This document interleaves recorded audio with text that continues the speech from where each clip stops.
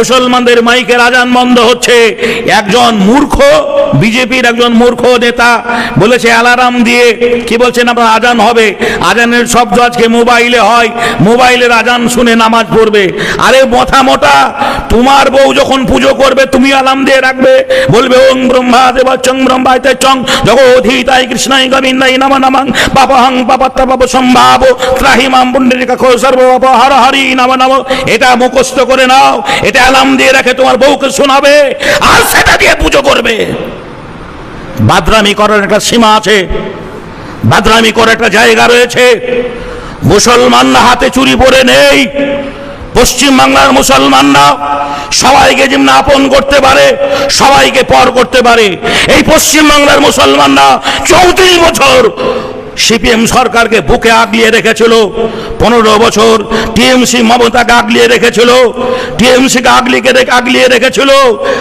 আজ তুমি দুদিন সরকারের দায়িত্ব পাওয়ার পরে মুসলমানের উপরে যদি আঙুল তোলো, মাদ্রাসার উপরে আঙুল তোলো, মাইকে মসজিদে মাইকের উপরে আঙুল তোলো, কোরবানির উপরে আঙুল তোলো, ধর্মের প্রতি আঙুল তোলো, 5টা বছর মনে রাখবে, 5টা বছর পরে তুমি রাস্তার ফকির হয়ে যাবে।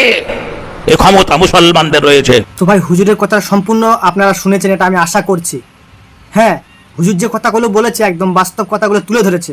হ্যাঁ, মুসলমানরা যেমন অন্য ভাইকে কোলে নিতে পারে, বুকে টেনে নিতে পারে, তেমনই আবার বুক থেকে সরিয়েও দিতে পারে। হ্যাঁ, এটা কিন্তু বাস্তব কথা বলেছে উনি।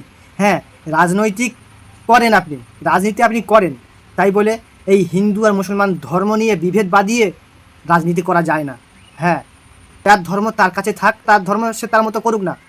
হ্যাঁ, আমার হিন্দু ভাইয়ের মতো হিন্দু ভাই ধর্ম পালন করুক, আর মুসলমান ভাইয়ের মতন মুসলমান ভাই ধর্ম পালন করুক। সেখানে কেন ভাই গিয়ে আমি বিভেদ বাঁধিয়ে দেব? হ্যাঁ, এই রাজনৈতিক ধর্ম নিয়ে রাজনৈতিক চাললে আমাদের হিন্দু মুসলমান ভাইদের ভিতরে যে একটা বিভেদ বাঁধিয়ে দিচ্ছে, এগুলো আমরা মানতে পারছি না। হ্যাঁ, আপনি রাজনীতি করেন, আপনার মাথায় যেমনভাবে চলে সেভাবে করেন, তাই বলে ধর্ম নিয়ে রাজনীতি করবেন না দাদা ভাই। আমরা হিন্দু মুসলমান ভাই ভাই সকলেই একসাথে মিলেমিশে থাকতে চাই। এই পশ্চিমবাংলা সকলের পশ্চিমবাংলা, আমার হিন্দু ভাইয়ের যেমন পশ্চিমবাংলা, আমার মুসলমান ভাইয়েরও তেমন পশ্চিমবাংলা, আমাদের সকলেরই পশ্চিমবাংলা, তাই মিলেমিশে থাকতে চাই। দেখেন এই ভিডিওটি, আপনার কি মতামত সেটা কমেন্টে জানাবেন, আর প্রচুর পরিমাণ ভিডিওটি শেয়ার করে সকলকে দেখার সুযোগ করে দিবেন।